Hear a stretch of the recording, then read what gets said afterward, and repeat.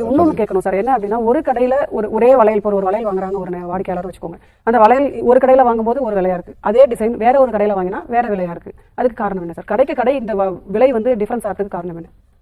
நீங்க சொன்னது தங்கம் விலை ஒரே விலை தான், தங்க விலையில மாற்றம் இல்லை.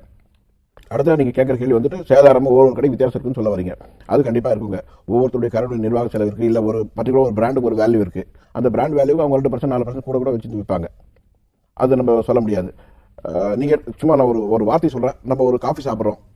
காஃபிங்கிறது ஒரே மாதிரியான உற்பத்தி தான், அதே டிகாஷன், அதே பால், அதே அளவு எல்லாமே இருக்கும். 120 மில்லி 120 மில்லி. பட் ஒரு இடத்துல போனால் 35, இன்னொரு இடத்துல போனால் 50 ரூபா. இது என்ன வித்தியாசம் சொன்னால், எந்த ஹோட்டலுக்கு போகிறோம், எந்த இடத்துல போய் உட்காந்து சாப்பிட்றோம், அவங்க உட்கார டேபிள் சேர், உள்ள கொடுக்குற ஏசி, இது எல்லாமே ஒரு கணக்கு இருக்குங்க. இதுதான் வித்தியாசம், வேற ஒன்றும் வித்தியாசம் இல்லை. நீங்கள் ஒரே ஹோட்டலில் போயிட்டு வெளியே உட்காந்து சாப்பிடும்போது அதுக்கு ஒரு காசும், ஏசியில் உட்காந்து அதுலேருந்து இன்னொரு 10% கூட வாங்குவோம். அதே பொருள் தான், நீங்கள் எங்கே உட்காந்து சாப்பிட்றீங்க அதுதான் அது வேல்யூ. அது மாதிரி தாங்க இந்த தங்கத்தை பொறுத்தவரை விலை ஒரே வேலை தான் இருக்குது. ஆனால் சேதாரத்தில் நிச்சயமாக அது மாதிரியான வித்தியாசங்கள் தான் வருது.